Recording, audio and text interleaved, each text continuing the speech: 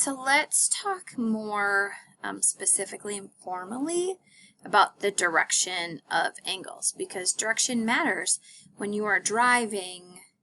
It matters if you're going north or if you're going south or east or west or north by northwest. It's important the direction that you are driving, and vectors have magnitude and direction. So if V has a direction angle theta, the components of V can be written as, so magnitude of V cosine theta, magnitude of V sine theta. Now, you know these things because we worked a little bit with the unit circle, so we know that cosine is always your x value and sine is your y value.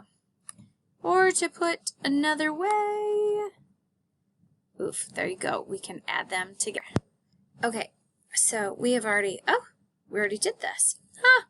So, all right, so we know that cosine is your x value, sine is your y, and then this is the magnitude, right? Okay, so then we can also write it with the i's and the j's. So if that was a little wonky in the video, sorry, but just a quick rehash. Okay, now something else we also know. We were working the other day to find like this theta. Well, the beautiful thing is you've got your x and your y, res over run, y's over x. So that actually makes a tangent. All right, so if I want to then go backwards, I can find angles, which we did this in the Delta Math already, and that led us through it. We can go through and find some tangents. So what will that look like? Right here it says find the direction of the angle 3, 7. So if I were to say, all right, here we go, 3, 7. So that would be like over 3 up 7. It would be kind of like that. I mean, I'm sort of making it up. But what I know is that this is 3. That is 7. So a squared plus b squared equals c squared. Great, and that would find us the magnitude. I'm not necessarily looking for the magnitude yet. I'm just looking for the direction. Okay, so let's do this. The direction, I want to find that angle. And so when I find the angle, I can just say, all right, the tangent inverse. So what is the theta of 7 over 3? So tan inverse, so second tangent of 7 divided by 3. Am I in degrees? I hope so. Oh, that doesn't look like I'm in degrees. So I go to, here, let's shrink this down. So I have to go to mode, which you can't see that on here. So here's mode. I'm in radians because I've been working in radians in my other class. Enter. Okay, so now quit out of there. Hit enter. Will that change it? So 66.801 degrees. 66 theta equals 66.801 degrees. Theta lives right here. So find the direction of the angle. That just means what is the angle that I'm looking for. Okay, now let's go to the next one and find the direction of this.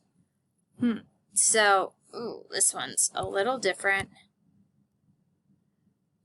-5, 9. Okay, so -5 up 9 looks like that. Okay, but what, that's really like this angle. But it's obtuse, so that might be a little bit problematic. So probably what's going to happen, like I'm going to end up finding this reference angle, the purple, and then if I can find that, then I can find what the red angle is. So let's see. I would go tangent inverse of 9 over -5. Okay, and I know that the tangent back here would be negative because look at the line has a negative slope. So second tangent inverse of -9. Ooh, I bet that's a tan tan inverse of negative 9 over 5. Close that up. Negative 60.945. Negative 60.945. Negative 60. Negative 60.945. Okay, but I don't want, that just is like this angle right here. Well, the blue and the purple together make 180. So I'm going to go 180 minus 60.945. When I do that, so I can just say plus 180 because it's already negative. 119.055.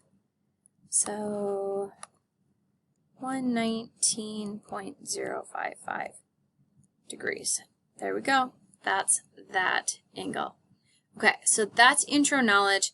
The next thing we're going to end up doing, we're going to end up actually finding, oh, what happens when the plane is going this way and we start doing all of the interesting things. That's the next video.